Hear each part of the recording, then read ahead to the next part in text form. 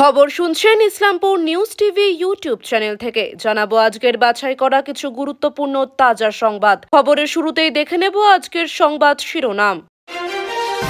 ভিন রাজ্যে থাকা ৩৫ লক্ষ ভোটার নিখোঁজ হওয়ার কারণ কি? বিহারে ভোটার যাচাই নিয়ে বিতর্ক, নির্বাচন কমিশনের বিশেষ সমীক্ষা ঘিরে বিরোধীদের প্রশ্ন। উত্তর বাংলাদেশে চোখ রাঙাচ্ছে ঘূর্ণাবর্ত, জেলায় জেলায় আরও বাড়বে বৃষ্টি, রইল বিরাট আপডেট। সন্দেহজনক রেডিও যোগাযোগে ধরিয়ে দেয় ৩ জনকে, অপারেশন মহাদেবে যেভাবে ফাঁদে পড়ে জঙ্গিরা। আমি তো জানতামই না, এসআইআর জল্পনার মাঝে বিএলও প্রশিক্ষণ নিয়ে জেলা শাসককে তোপ মমতার। পাহাড়ের গুহায় ঘন জঙ্গলে লুকিয়েছিল পেহেলগাঁও হামলার খুনিরা, অপারেশন মহাদেবে খুঁজে বের করে ঝাঁঝরা করে দিল সেনাবাহিনী। দেখুন জঙ্গিদের সেই আস্তানা। পশ্চিমবঙ্গে ভোটার তালিকা সংশোধনে নতুন নির্দেশিকা, কাদের নাম বাদ যাবে? এবার এটাই করব, ডিভিসিকে বেকায়দায় ফেলতে এবার বড় প্ল্যানিং এর কথা বললেন মমতা। শাটার তুলতেই যুবকের সঙ্গে অর্ধনগ্ন যুবতী, বন্ধ দোকানের ভিতর কি চলছিল, ভয়ঙ্কর অভিযোগ। বাংলাদেশ পরিণত হয়েছে বাংলাদেশে, ট্রাম্পের মার্কিন রিপোর্টে বিস্ফোরক তথ্য। ভারত রাশিয়ার বিস্ফোরক চুক্তি, আমেরিকা ও ন্যাটো ক্ষুব্ধ, ভারতের কড়া জবাব। শুভেন্দুর পর এবার নাম না করে সৌরভকে নিশানা অভিষেকের। এতক্ষণ শুনছিলেন সংবাদ শিরোনাম। বিস্তারিত খবর শোনানোর পূর্বেই আপনাদের কাছে করব একটি ছোট্ট অনুরোধ। আমাদের চ্যানেলে নতুন হয়ে থাকলে চ্যানেলটি সাবস্ক্রাইব করবেন। আসছে বিস্তারিত খবরে। বিহারের ভোটার তালিকা থেকে প্রায় ৬৫ লক্ষ ভোটারের নাম বাদ পড়ায় চাঞ্চল্য ছড়িয়েছে, যার মধ্যে নির্বাচন কমিশন ৩৫ লক্ষ ভোটারকে স্থায়ীভাবে রাজ্য ছেড়েছেন বলে উল্লেখ করেছে। তবে এই পরিসংখ্যানের সত্যতা নিয়ে প্রশ্ন উঠেছে বিভিন্ন মহলে। পর্যবেক্ষকদের মতে অনেক পরিযায়ী শ্রমিককে ভুলবশত নিখোঁজ বা স্থায়ীভাবে প্রস্থানকারী হিসেবে চিহ্নিত করা হচ্ছে, কারণ কাজের সূত্রে ভিন রাজ্যে থাকায় তাদের পক্ষে নোটিশ পেয়ে ফিরে এসে ফর্ম পূরণ করা কঠিন। যদি একই প্রক্রিয়া পশ্চিমবঙ্গে শুরু হয়, যেখানে প্রায় ২২ লক্ষ পরিযায়ী শ্রমিক রয়েছেন, তাহলে বিপুল সংখ্যক ভোটারের নাম তালিকা থেকে বাদ পড়ার আশঙ্কা করা হচ্ছে। এই গুরুতর সমস্যা সমাধানের জন্য নির্বাচন কমিশনের কাছে একটি কার্যকর নীতি প্রণয়নের দাবি জানানো হয়েছে, যাতে প্রকৃত পরিযায়ীরা তাদের সাংবিধানিক ভোটাধিকার থেকে বঞ্চিত না হন। সপ্তাহের শুরুতেই দিনভর বৃষ্টিতে ভিজছে মহানগর থেকে শহরতলি। দফায় দফায় বৃষ্টিতে জলযন্ত্রণায় জেরবার সাধারণ মানুষ। কেমন থাকবে সারা সপ্তাহ জুড়ে আবহাওয়া, রইল বিরাট আপডেট। দেখুন ফটো গ্যালারি। আলিপুর আবহাওয়া দফতর সূত্রে খবর, উত্তর বাংলাদেশে তৈরি হয়েছে একটি ঘূর্ণাবর্ত। আজ পশ্চিম বর্ধমান ও বীরভূমে অতি ভারী বৃষ্টির সতর্কতা। ভারী বৃষ্টি হবে পূর্ব বর্ধমান, মুর্শিদাবাদ, নদিয়া, উত্তর ও দক্ষিণ ২৪ পরগনাতে। মঙ্গলবার ভারী বৃষ্টির সতর্কতা দক্ষিণ ২৪ পরগনা, হাওড়া, হুগলি, পশ্চিম মেদিনীপুর, পশ্চিম বর্ধমান এবং বাঁকুড়া জেলাতে, জানিয়েছে আলিপুর আবহাওয়া দফতর। এসআইআর নিয়ে রাজনৈতিক চাপানুতোর তুঙ্গে। তার মাঝে গত সপ্তাহেই বিএলওদের প্রশিক্ষণ দেওয়া শুরু করেছে নির্বাচন কমিশন।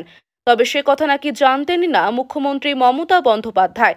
জানানো হয়নি মুখ্য সচিবকেও। কেন কোনো তথ্য দেওয়া হলো না? জেলা শাসককে তোপ মুখ্যমন্ত্রীর। বোলপুরের গীতাঞ্জলি স্টেডিয়ামে সোমবার প্রশাসনিক বৈঠক করেন মমতা। ওই বৈঠকে জেলা শাসকের ভূমিকায় ক্ষোভ প্রকাশ করে তিনি বলেন, ডিএমদের চোখ কান খোলা রাখতে হবে। আমি অনেক সময় দেখছি ডিএমরা অধ্যস্তনদের দায়িত্ব দিয়ে দিচ্ছে, তারা খেয়াল রাখছে না। বাংলাদেশ থেকে ১,০০০ লোককে প্রায় দিল্লিতে ট্রেনিং দিতে নিয়ে গেছে, আমি জানতাম না। ডিএমদের উচিত ছিল আমাকে জানানো।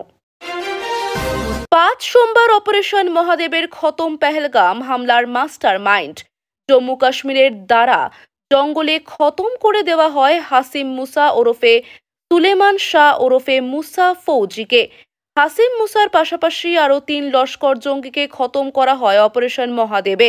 ২২ এপ্রিল পেহেলগাঁও হামলার পর থেকেই পাকিস্তানি জঙ্গিদের খুঁজছিল ভারতীয় সেনা।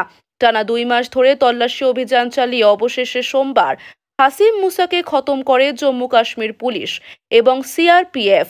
সংসদে যখন অপারেশন সিঁদুর নিয়ে ১৬ ঘন্টার ঝোড়ো আলোচনা চলছে, সেই সময় পেহেলগাঁওয়ের মাস্টার মাইন্ডকে ঝাঁঝরা করে দেয় ভারতীয় সেনা।